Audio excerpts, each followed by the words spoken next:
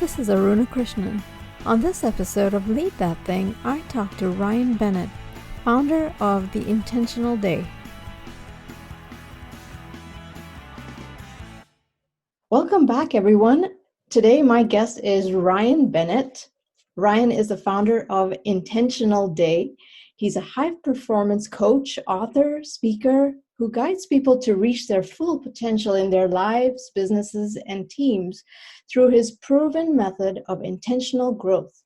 Welcome to the show, Ryan. Hey, thanks for having me on today. So, tell us about what topic you're bringing the audience today, and how did you learn about it? Yeah, so I think what I want to talk about is why the 5 people you spend the most time with matter most to your future. And the reason why is it just a lot of people don't understand that, and a lot of people haven't intentionally thought about who are the 5 people I hang out with, and how do I intentionally be around people who will grow me and lead me and encourage me. And so that's kind of what I want to talk about today. That's cool. So, there has to be a reason why you have landed on this topic. Is there something in your life or something that you noticed as you were, traversing through life that, hey, this is something really important and this really makes a difference? Tell us about how did you recognize the need to educate people on this topic? Yeah, that's a great question. So I think for me, it was more of a personal experience that I've actually experienced this. And then I went back and studied, like, why did that happen? Is there actually some science around it? So I will tell you the story, but let me first give you the science. So Dr. David McClelland out of Harvard did a study and realized that the 95% of success or failure associated with yourself actually has to do with the 5 people you spend the most time with. And that's the science around it. So how I came to understand that was actually more of a personal journey. And so basically I was had a really successful college baseball career. So I'm around people who are goal setting. I'm around people who are achieving, who are trying to work hard on themselves and on their craft. And after my successful baseball career, I decided to hone my competitiveness and made a startup out in Silicon Valley. So recruited a team, started a business out there, and unfortunately over 2.5 years became a statistic. And I had to shut down that business, let go of my team, and with the tail between my legs, with a big piece of humble pie, I drove back to Kansas City into my parents' basement at the age of 27 and 28. And at this point in my life, my friends are starting to go places, do things, and I'm here completely broke and feel like a failure, disappointed in myself, not sure what I want to do. And I started gaining a little bit of weight, started spending too much time watching TV, started hanging around with people who just weren't doing much in life. And I sort of had that moment of aha in the mirror, where I looked at myself in the mirror and I realized this is not the person who was an academic All-American in college. Like, this is just an average jag, just another guy. I have to do something differently. And in that journey, in that professional and personal development journey I went on, I uncovered that the people I was associating around with were more excited to go have beers and watch college football on a Saturday than they were to go to Starbucks and read the newspaper or read a book or study. And I realized, okay, I actually need to change the people I'm around because I'm starting to change myself. And around that same time, I then got approached, about joining another startup company as a founding team member of it.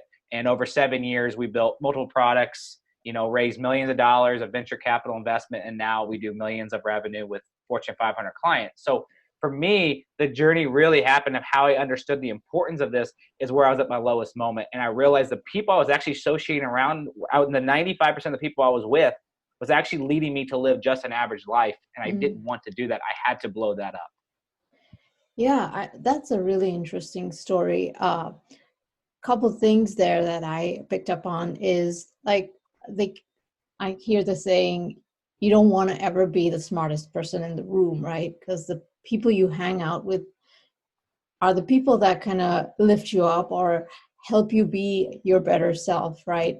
I mean, and you talked about hanging out with your college friends and having the beers, and there's a time and place for that. Not to say, I'm sure you didn't mean don't ever do that and always be serious. But if you want growth, there's a certain set of people you want to hang out with, and that's what you're saying. And I think that's really true, and a good point in terms of growth. Right. Exactly. And there's moderation. I think you said moderation. That's a good word. It's not that I don't go out and watch college football with my buddies, but maybe I join them at 6 p.m. and not at 1 p.m. Right. Like that, there is a moderation of that because I've gotten my stuff done that I want to get, move forward. I've read my books. I've done my studying. I've worked out. Now I'm ready to go have a little bit of fun. And so that's more of like as I feel like a little bit more balanced life for myself. But it took me a while to figure that out.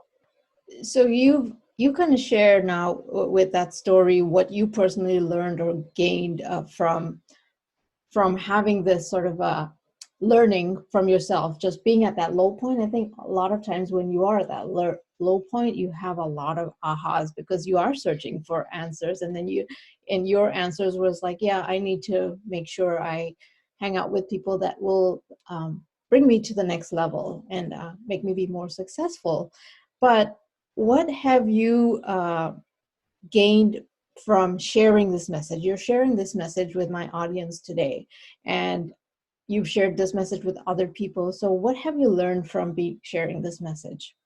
I think like what I have learned after start sharing this message is that we all kind of in the same boat. We're all trying to get better, and we just don't quite know how to, or who are those 5 people, or how to find them. And I think that's what I've learned through this. And what I've kind of experienced is that when you realize that you want some circumstances in your life to change, you have to start that process. You need to start, reading or studying or getting around like-minded people, go, even to a networking event or join a meetup group or get on a Facebook page or buy a mastermind, something to put yourself in the seat and into the game of the people around you. And as you start to grow, other like-minded people recognize that. And that's kind of the best way to start to grow your circle. But it's really hard and it's kind of uncomfortable. And it's, especially more, I don't know if females experience the same thing, but in males in America here, like as an adult, it's weird to like say, oh, hey man, let's be friends. Let's go grab coffee together and talk about like life stuff. That's really uncomfortable. But sometimes it's necessary. Yeah, it is. And sometimes it's necessary to do that. I've made some friends through LinkedIn that way, but I think it's easier if you're in a community already. If you're in a mastermind or at work, you're in a work environment and you're actually, changing where you're eating at or changing some other ways or going to the gym at work to meet people who are people who work out, who have that mindset before work, morning people who work out before work have a different mindset. And so putting yourself in that position, I think would help a lot of people. Yeah, that's a good point. And I agree with you completely. Like when you're first starting out with networking, it feels so awkward. It feels so artificial. Yes. But then I guess the more you do it, the more you realize that people are actually people and they're not that different from you. And you can have conversations. You can talk about family and kids and, kind of break the ice that way. And then move on to, what is it that, and learn about them, even from a professional setting. So it's about it's about learning a craft or a skill. It's not any different, right? And some people would find it easier than others, but it's still something you can learn. So that's a really good point. And do you find, can I interrupt you? Do you find that the more authentic and real you are in those settings, the more comfortable you are, and actually the more friendships come out of that? 100%, absolutely. Yeah, I mean, I wouldn't have it any other way. It goes back to like being your authentic self, right? I mean, it's kind of cliche and we use that term a lot, but I truly personally don't know how to be any other way. That's wonderful. And I guess coming down to that is I want to associate people who want to associate with me for who I am and not for who I pretend to be, right? Because those friendships or connections won't last, right? Yeah, and I run into that a lot where people have a persona or trying to oversell themselves to I think they try to fit in is what the thing is. Right. And the encouragement to your audience, and I think what you just said, is the more authentic you are to yourself, the more authentic you are where you're at, is how Mhm. you actually make really lasting friendships, which is how you build a network, really. Right, right. Great point. So you're going around and, spreading your message, which is a great message and great message for helping people grow. Can you share with us a success story that has come out of sharing this message?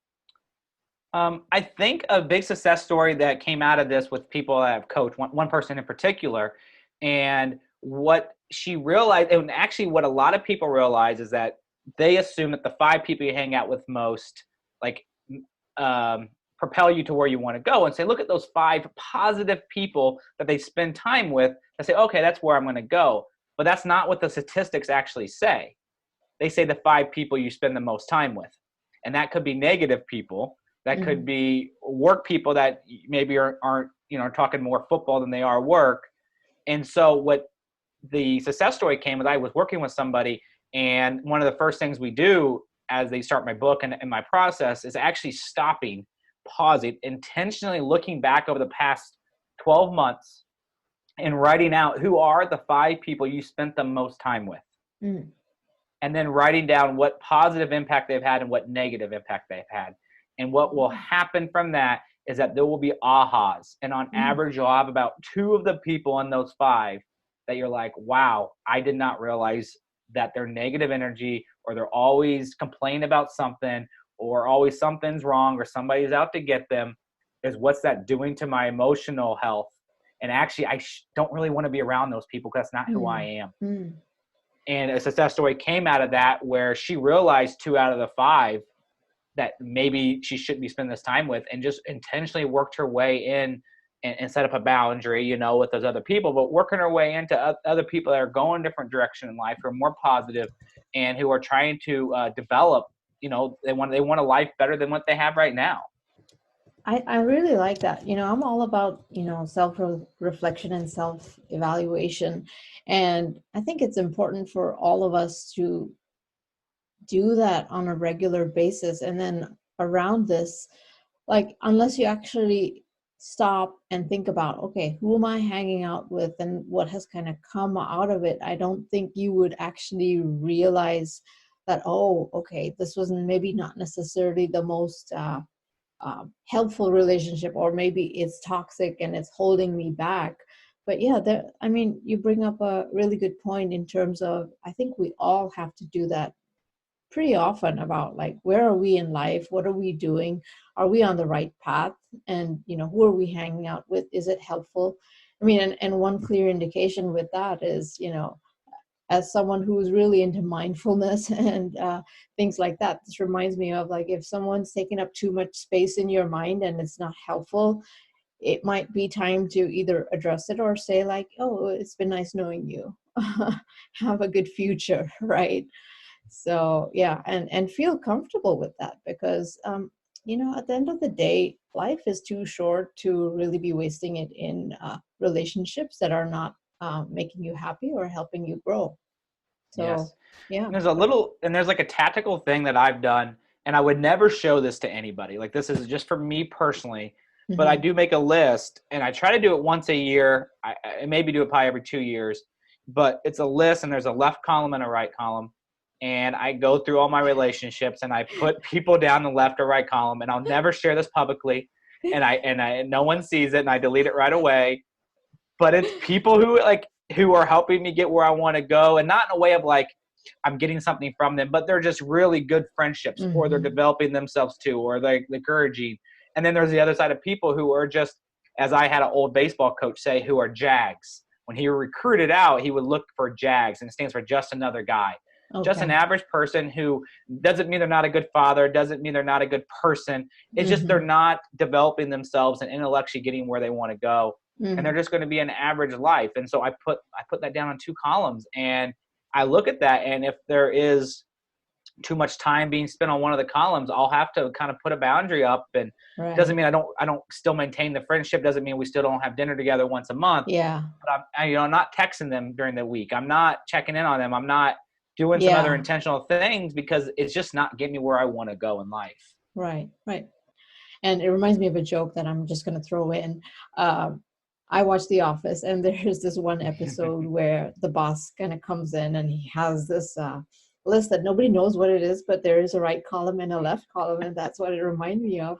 And they're like, "What is this? What is this?" And then the boss, he's pretty straightforward. He's like, "Well, the left side is winners and the right side is losers." Well, of course, I'm sure that's not what you mean, but that's what it reminded me of. Yeah. Is like you're just trying to evaluate who are those 5 people that can help me, help me grow. And if we put it in the terms of help me grow, it sounds less like selfish, because of course that's not Yeah. what you mean, and I know that that's not what you mean, but help me grow and help me become a better person is what you're trying to look for.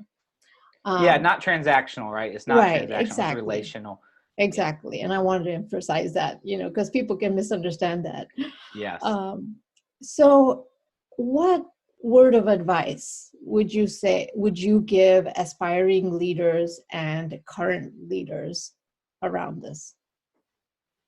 I think the biggest piece of advice is have the courage to put yourself out there.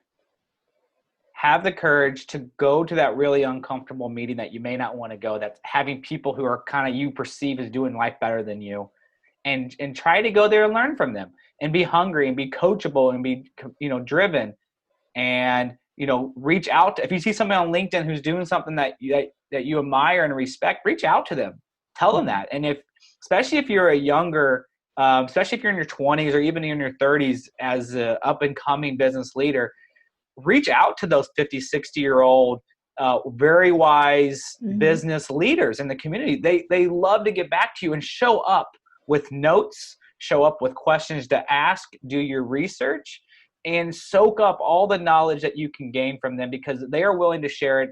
And success leads a trail. And just like you would if you launched a successful product and exploded on the market and had huge success, another company will look at that and replicate your process. Same thing happens for business leaders. When you're running a successful company or you're a great leader, there's a success trail and there's tactics involved. So what I would leave is go and put yourself out there around people that you want to associate with, and then go find those people who are doing things that you want to aspire to, and start learning from them on how to do it. I think that's wonderful advice, Ryan. That's just so true, and I can relate to that. And I love the word that you just used there, like a success trail.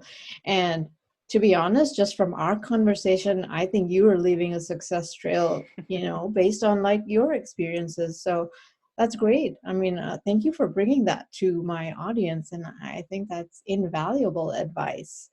So now you have a book coming out, or is it out already? Yeah, my book's out. Yep. Okay. Tell us about your book. Yeah, so it's based, you kept on saying self-reflection, which I loved hearing. I'll use the word awareness, but it's sort of the same thing, and I love that. So my book is based on an intentional growth model that I developed, and it's knowledge plus intentional actions or disciplines equals growth. So knowledge is also awareness. When we're aware of the 5 people we hang out with and who's good and who's bad, then we have to take intentional actions around there and start to work ourselves into a better group of 5 people. And that's what will lead to growth. So that's like the basis of the formula of the book. And so it's called The Intentional Day, a proven guide for intentional growth. It's a quarterly goals journal. But the first part of it goes through the 4 levels of growth and the psychology and the research around that. And then the second and the third thirds of the book is actually a workbook where you're working in, your intentional weeks and your intentional days to start to develop yourself into the person you want to become. And we can find that on your website, theintentionalday.com, or Amazon. Is that correct? Correct. Yep. Okay. And then where else can people find you? The best spot is really, you can email me on my website if you want. Also, I'm on Instagram delivering some content, trying to add value to the audience. And my handle on Instagram is @Ryan.performancecoach. Cool. And I'll put that information on the show notes so people can get a hold of you, or if they're interested in looking at your book, they can check that out. Thank you so much for joining me today, Ryan. I enjoyed this conversation, and I know my audience is definitely going to take something away today. Oh, thank you, Aruna. It was really fun. I appreciate the time. Thanks, everyone, for joining us. And Lead That Thing is a production of Optim LLC, helping businesses define strategies for growth, strategize, energize, optimize. Join me next week on Lead That Thing when I talk to Lori Rifkin and we learn about his efforts to build a community to enable networking. Until then, lead that thing.